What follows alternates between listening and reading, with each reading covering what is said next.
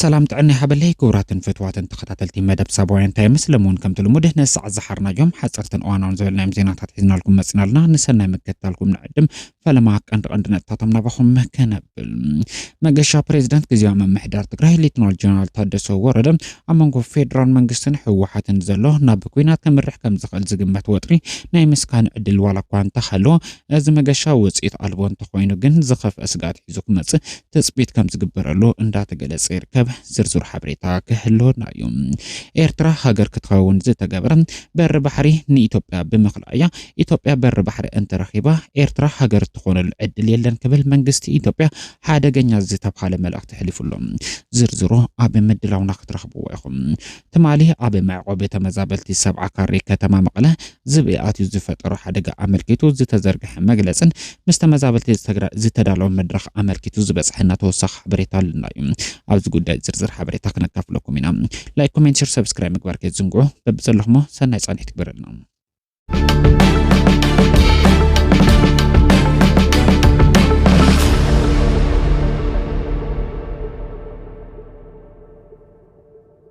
مخنيات مقراص مبرهاتي كتما عدقرات أبا أغورو كبابي بلين معدل ندادي زركبه نايول كسبنا ويحك ألاميت وسويق عبهار زافة مسناي مبرهات الجمد بمرخة بستفترة سقم نجزيهم مبرهات إتا ختما كم زي تقارصن سرحتين يتاتكالنا أبي مسقان سلزلو كورات عماويلنا بتعقستي كتصبوينا نلابو كبل بيت صحفة قلقالوت حايل مبرهات كتما عدقرات أفليتو كبل عدقرات كومنيكيشن بيرو زرقو حابريتا أملاخيت اللهم كوميشنر بوليس تجري ميجر جنرال جبر عدنان أمرها بوليس كتما مقلن مس أبى كتما مقله 7 كاري تمزابلتي توكلتي أبى دحنتهم زلوا فترات تطهيبهم بصفحهم بخيرهم أتي تمالي شو منت تحساس كده تشن 10 شو منت أمة تمرت بعد قصة راجز أفتبوت الزجات أمه أروج زفت أراه مقصل تفتنا هوت إزم تمزابلتي تميتن حمامن صحيين قرن زناب النفاس زور دم زلوا حدقة كي أكل كأبتم وجنات زبص زلوا ترجع من سجمات دحنت باسم هصاونتي مس اراويتنا تمناطلكا زحادرلون زوعلون አጋጣሚ ፈጢሮ ዘሎ ካሊ ፈተና መንበር ኣብቲ መድረክ ተገሊጹ ክብል ኮሚሽን ፖሊስ ትግራይ ገሊጹሎም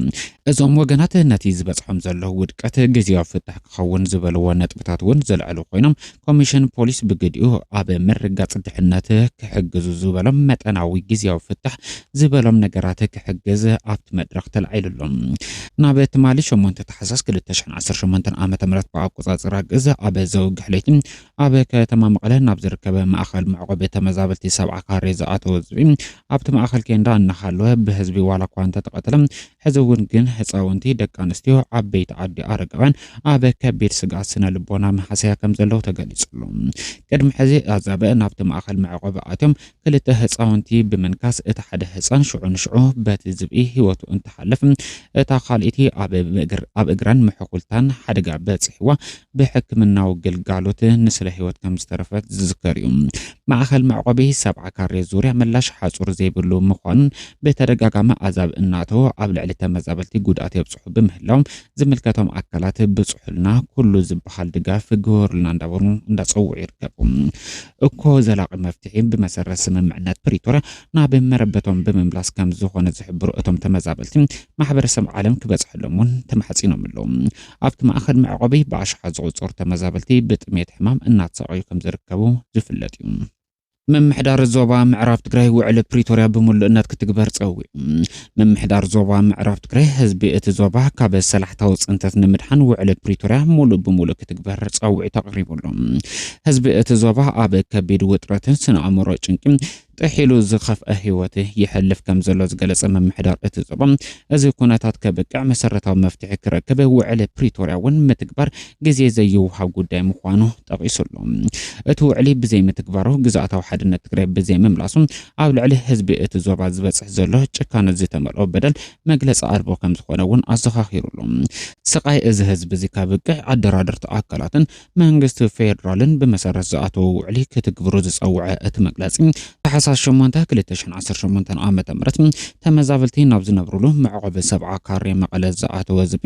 ብናይ ህዝቢ ርብርብ ክቀተል ክኢሉሎ ዝበለ እቲ መምሕዳር ብዝተፈላለዩ ጸገማት ተመዛበልቲ ንሞት ይሳጥሑ ከም ዘለው ብዝብ ዝበጽሕ ዘሎ ሓደጋ ስጋኣት እውን ሓደ ካብ መግለጺ ሰላሕታው ጽንተት ስለ ዝኾነ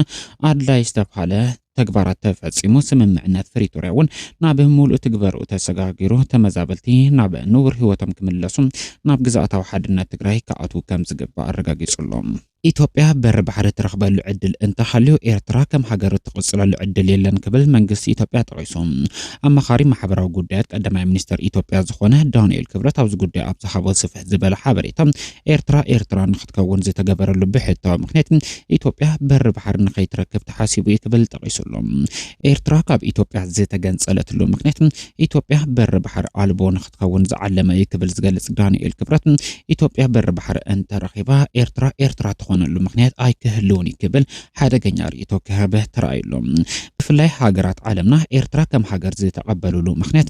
ንኢትዮጵያ በር ባሕሪ ኣልቦ ስለ ዝገበረት ክብል ዝጠቐሰ ዳንኤል ክብረት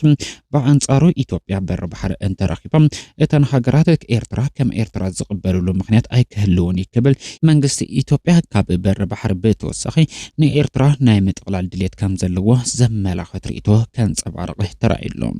ኣማኻሪ ማሕበራዊ ጉዳያት ቀዳማይ ሚኒስትር ዝኾነ ዳንኤል ክብረት ነዚ ርእይቶ እዚ እንተንፀባርቕ ቅዋም መንግስቲ ኢትዮጵያ ናይ ምዃን ዕድሉ ሰፊሕ ምዃኑ ዝጠቕሱ ብርክት ዝበሉ ኣካላት ስርዓት ብልጽግና ንሉዓላውነት ኤርትራ ጥሒሱ ግዝኣት ኤርትራ ኣካል ኢትዮጵያ ናይ ምግባር ድሌት ዘለዎ ምዃኑ ዘንፀባርቐ እንትኸውን እዚ ድማ ብዓለም ለኸ ሕጊ መሰረት ሓደገኛ ምንቅስቓስ ምዃኑ እንዳተገለጸ ይርከብ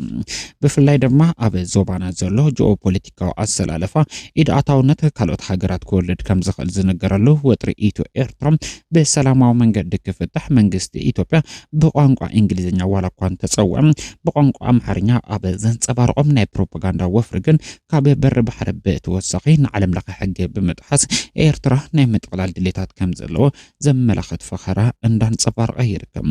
ቅድሚ ሕዚ ሚኒስትር ዜና ኤርትራ ኣይተ የማነ ገብረ መስቀል መንግስቲ ኢትዮጵያ ብቋንቋ እንግሊዝኛ ምስ ኤርትራ ዘለዎ ኣፈላላይ ብሰላማዊ መንገዲ ጥራሕ ክፈትሕ ድሌታት ከም ዘለዎ ኣብ ዝጠቕሰሎም ተደጋጋሚ መግለጽታት ኣብ ዝሃቦ ምላሽ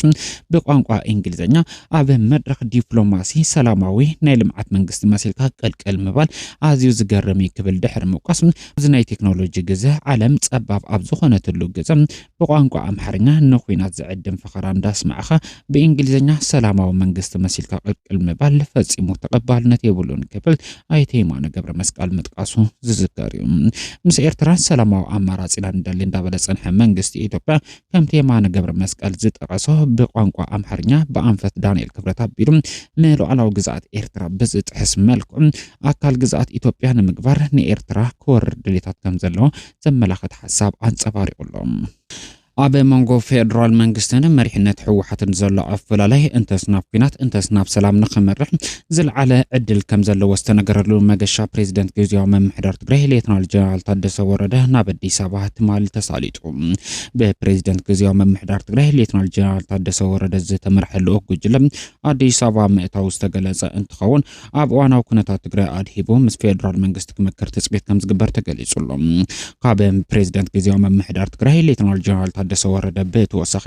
ምክትል ኣቦ ወንበር ውድብ ህዝባዊ ወያነ ሓርነት ትግራይ ምክትል ፕሬዚደንት ግዚያዊ ምምሕዳር ትግራይ ኣይተ ኣማኑኤል ኣሰፋ ኣዲስ ኣበባ ካብ ዘምርሑ ኣመራርሓ ግዚያዊ ምምሕዳር ትግራይ እቲ ሓደ ምዃኑ ተጠቒሱሎም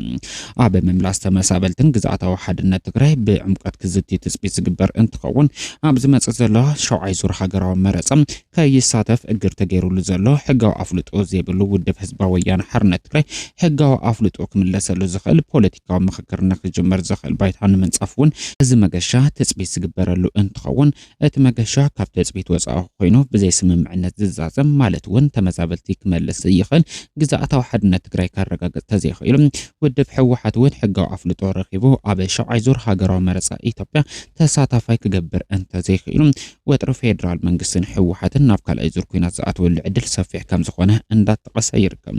ፌደራል መንግስቲ ድሕሪ ስምምዕነት ፕሪቶሪያ ጉዳይ ግዝኣታዊ ሓድነት ትግራይ ኮነ ተመዛበልቲ ንፖለቲካዊ ሽርሕን ረብሑን እንዳተጠቐመ ኣብ ልዕሊ ህዝቢ ትግራይ ዝፍጽሞም ዘሎ ግፍዕታት ኣጠናኺሩ ብምቕጻል ህዝቢ ትግራይ ብሰላሕታት ክጸንት ብሰፊሑ እንዳሰርሐ ይርከብ በዚ ዝያብቅዕ ፌደራል መንግስቲ ውድብ ሕወሓት ሕጋዊ ኣፍልጦ ብምኽላእ ኣብ ሸውዓይ ዙር ሃገራዊ መረፃ ኢትዮጵያ ንኸይሳተፍ ጻዕርታት እንዳገበረ ይርከብ ካብዚ ብተወሳኺ እውን ኣብ ትግራይ ሸቐጣሸቐጣት ከይኣቱ ነዳዲ ብምኽልካል ማሕበረ ቁጠባዊ ቅልውላው ትግራይ ክጋደድ ኣብ ምግባር እንዳሰርሐ ዝርከብ ፌደራል መንግስቲ በጀት ክልከላ መበላ ሓዊሱ ትካላት ትግራይ ፋይናንሳዊ ምንቅስቃስ ከይገብራ ኣካውንተን ኣብ ምእጋድ እንዳሰርሐ ይርከብ። አንጻር ትግራይ ንዝንቀሳቀሱ ሓይልታት ብምውዳህ ብምዕጣቅ ፋይናንሳዊ ድጋፍ ብምግባር ትግራይ ናብ ሰላምን ልምዓትን ከይትሰገር ዕግርግር ክፍጠር ሓድነት ህዝቢ ትግራይ ተሸርሺሩ ንፌደራል መንግስቲ ንስልጣኑ ምቹ ባይታ ንምፍጣር ዝዓለመ ሓደገኛ ምንቅስቃስ ዝካየድ ዘሎ ፌደራል መንግስቲ ነዞም ኩሎም ሽርሕታትን በደላትን ጠጠው ከብል ከም ዝኽእል ትፅቢት ዝግበረሉ መገሻ ሌተናል ጀነራል ታደሰ ወረደ ልዕሊ ዝኾነ ጉዳይ ትፅቢት ዝግበረሉ ጉዳይ ኮይኑ ይርከብ። እዚ መገሻ ውፅኢት ኣልቦ ኮይኑ ሌተናል ጀነራል ታደሰ ወረደ ጥራሕ ኢሉ ዝምለስ እንተኮይኑ ግን ጉዳይ ትግራይን ፌደራል መንግስትን ናብ ዝኸፍአ ኩናት ዝኣትወሉ ዕድል ሰፊሕ ምዃኑ ብዙሓት እንዳጠቀሱ ይርከቡ።